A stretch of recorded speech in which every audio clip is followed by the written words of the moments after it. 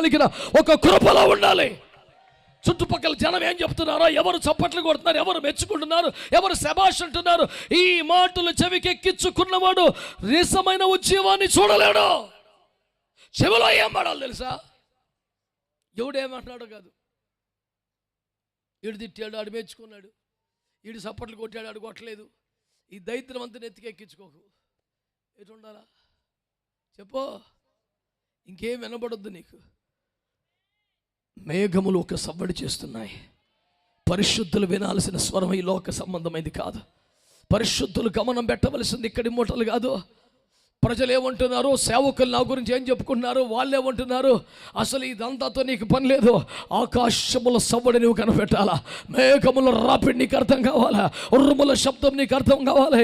ఈ దైవజనుడు అంటున్నాడు, అయ్యా నువ్వు భోజనం చేయటకి వెళ్ళిపో, నువ్వు రథమెక్కి పారిపో, ఇంకా దేనికి సమయం లేదు, విస్తారమైన వర్షము వచ్చు ధ్వని పుట్టుచున్నదే అని దైవజనుడు మాట్లాడుతున్నాడు.